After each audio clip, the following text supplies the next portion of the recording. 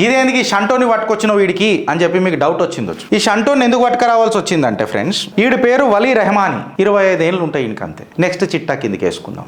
అచ్చా, వీడి గురించి ఎందుకు డిస్కషన్ గిరీషిని విని పాపులర్ ఎందుకు చేయాలని అంటే, ఇది పాము అని చెప్పాలా, దీని విషం తీసినా మళ్ళా కొరలలో విషం వస్తుంది అని చెప్పి చెప్పాలా. ఇలా జకీర్ నాయక్ గారు లేడొచ్చు, కాకపోతే ఆడు ఉంచిన జహర్ భారతంలో ఇంకా అట్లనే ఉన్నది. వీడు వాన్ని ఇన్స్పిరేషన్ తీసుకునే మీరు చూస్తారు ఇక తర్వాత ఇప్పుడు నా స్లైడ్స్లలో స్టేట్ ఉండా. సో ఈ వలీ రెహమానీ 29 సంవత్సరాల లాయరు, కోల్కత్తాలో లాయర్ ప్రాక్టీస్ చేస్తాడు. వీడు ఏమంటాడంటే, నేను ఒక ఎడ్యుకేషనిస్ట్ని అని చెప్పి చెప్పుకుంటాడు. ఇంకేమంటాడు తెలుసా, ఆ ధ్రువటాటిగాడు ఉన్నాడు చూడు, who let the dogs out అనగానే మా జైగాడు వాడతాడు. ఈ ధ్రువరాటిగాడికి జాన్ జిగిరి దోస్త్ అని చెప్పుకుంటాడు. వీడు ఎవడు, ఈ వలీ రెహమానీ గాడు. ధ్రువరాటిగాడు దోస్త్ అయితే నా దేశక అత్యంత దుష్మన్ ఎవడు అని అంటే ఇక ఎవడు ఉంటాడు. ఇక బోత్ ఆర్ నాట్ సేమా. నేను ఎవడు పేరు తీసుకోలే, అనవసరంగా మీ దిమాగ్కి దయ చేసుకోకుర్రి.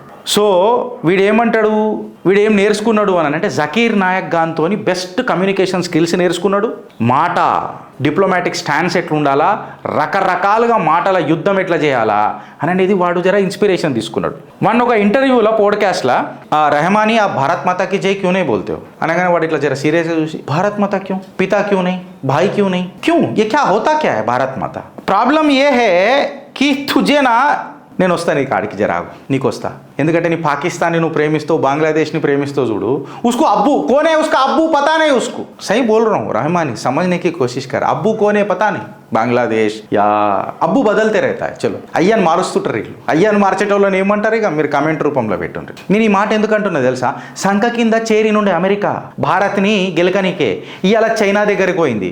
జబ్ అబ్బుకు బదల్తే తో క్యా కాయలా జాతా హై. నువ్వు అయ్యని మారుస్తున్నప్పుడు అలా నేను ఏమంటారు రా, అందుకే చెప్తున్నా నేను భారత్ మాతాకి జయన్ అంటే, నీ అయ్య తెలివనోడు నీకు అంబేడ్కి ఏం తెలుస్తుందిరా. ఒక అయ్య కుట్టినోడికి అయ్య గురించి తెలుస్తుంది, అయ్య కుట్టినోడికి తెలుస్తుంది, తల్లి గురించి ఏందో తెలుస్తుంది. రకరకాలుగా ట్విస్ట్ చేసి మాట్లాడతానంటే ఆ పోడ్కాస్ట్ వాడు నీ ఫేవర్గా ఉండొచ్చు. చిత్రగుప్తు లాంటి పోడ్కాస్ట్ ఇవ్వడం చేసిండు అనుకో, కస్ లివర్ పంక్చర్లు అయితే నా కొడుకని భారత్ మాతాకి జయన్ అన్నాడు. ఆ ఠీకే पिता के बारे में बात करना चाहते हैं तो बताना अब्बू कौन, तेरा अब्बू कौन तू बता तो सही. देख तेरा पाकिस्तान का तो अब्बू तो भारत है और बांग्लादेश का अब्बू तो नाजायज बांग्लादेश का. Let me put this in way, నాజాయిజ్ ఇల్లిజిటిమేట్ ఇంగ్లీష్లా. ఇక తెలుగులో మాట్లాడితే గలీజ్ ఉంటుంది, కొడతారు నన్ను. నాజాయిజ్ అబ్బు ఉంచుకున్నాం రా బంగ్లాదేశ్ని, ఇది గుర్తుపెట్టుకోరు. ఇక నేను పచ్చిగా చెప్తున్నా, ఇది మీ అవకాదు. దాని తర్వాత ఏమంటాడంటే, ఇప్పుడు మీకు దేశం ముందరమా మతం ముందరనా అని చెప్పి మాట్లాడితే, దేశం ఎవరు తయారు చేసిరండి అని అంటే దేవుడు తయారు చేసాడు. దేవుడు ఎవరు అంటే ఇస్లాం అని మాట్లాడతాడు. అయితే మళ్ళీ దేశం ముందా మతం ముందా అని అంటే మతమే ముందు కదా అండి అని చెప్పి మాట్లాడతాడు. నువ్వేమన్నా మాట్లాడుకో, నేను నీ మతానికి నీ జోలికి రాను. ఎందుకంటే నువ్వు నా ధర్మాన్ని దగ్గరికి రానంతసేపు నేను నీ ధర్మాన్ని దగ్గరికి రాను. అయితే బట్ నువ్వు అన్నవు చూడు, దేశం ముందా ధర్మం ముందా అని అంటే, నా సనాతనం ఏం చెప్పింది తెలుసా రెహమానీ, దేశ ప్రేమనే దైవ ప్రేమ అని చెప్పి డంకేపే చోట్ చెప్పిన దేశం. ఇది గుర్తుపెట్టుకో. జంబూ ద్వీపే భరత వర్షే భరత ఖండే అని చెప్పి మాట్లాడింది. ఇది నా భారత్. సో భారత్ని ప్రేమించే ప్రతి భారతీయుడి గుండెలల్లా ఏముంటుంది, నా దేశం నా ధర్మం. నా ధర్మం నా దేశం కాదు, సాక్షాత్తు అరే గుర్తుపెట్టుకో ఏందనంటే, ఆ కైలాసం చైనాలో ఉన్నది అని చెప్పి మీరు మాట్లాడతారు, కానీ ఆ పరమేశ్వరుడు మనసు, నా పుత్రులు జగత్పిత ఎప్పుడు ఆలోచిస్తున్నాడు, రే నా పుత్రుడు వస్తాడు మళ్ళా ఆ రీజన్ని చేంజ్ చేస్తాడు. నేను చూస్తున్నా ఆ జగత్ పిత ఆ కైలాసంలోకి చూస్తున్న నన్నే చూస్తున్నాడు రా. So we know what we are, ఆది నుంచి అనంతం వరకు. ఈడేం మాట్లాడతాడు, వాడు ఏం మాట్లాడతాడంటే, బంగ్లాదేశ్ బార్డర్ ఈజ్ ఇన్స్టిట్యూషన్, వాడిది బంగ్లాదేశ్ బార్డర్ దగ్గర ఉంటుంది, అక్కడ ముస్లిం పాపులేషన్ 50% ఉంటుందంట. వీడు జకీర్ నాయక్ టీచింగ్స్ని చాలా ఏమంటాడు అది తీసుకొని వీడు పైకి మాట్లాడతాడు. అయితే వీడి గురించి మనం ఎందుకు మాట్లాడాలా అని ఆలోచిస్తే, ఇగో ఇప్పుడు అసలైన సిసలైన ఆట ఇడ మొదలవుతుంది. ఈ ఫాల్తుగాన్ని ఎందుకు కన్సిడరేషన్ చేయాలి అని అంటే, Zakir Naik IRF Islamic international school కొట్టేసిన తర్వాత ఈడు క్రౌడ్ ఫండ్ చేసి, ఈ బెంగాలోడు ఈడు రెహమానీ గాడు క్రౌడ్ ఫండ్ చేసి 6 కోట్లు 6 రోజులలో ఫండింగ్ చేసి ఒక స్కూల్ పెడతాడు. ఇది విషం కాదా, విష బీజాలు నాటుడు కాదా? ఇప్పుడు జహీర్ నాయక్ గడ్ జహర్ భారతంలో లేకపోవచ్చు, కాకపోతే ఇంకొక జహర్ తయారవుతుందా లేదా? ఈడు పాము, నిలువెల్ల పాము అని చెప్పాలనా వద్దా? దేశ ప్రేమ లేనోడు భారతీయుడు ఎట్లయితాడండి? నాకు మాట చెప్పురి. అరే దేశం కోసం కాలాపానీల ప్రాణం ఇడిచిన స్వతంత్ర వీర్ సావర్కర్ మీకు ఇష్టం వచ్చినట్టు మాట్లాడతారు మీరు. నువ్వు నా దేశాన్ని విడిచిపెడితే నేను పెద్దగా పొగడాలనారా దేశంతోనే నా ధర్మం. అయితే వీని టీచింగ్స్ అన్నిటిని ఏమంటారు తెలుసా? జనరల్గా ఒక ఆర్గ్యుమెంట్ వస్తుంది.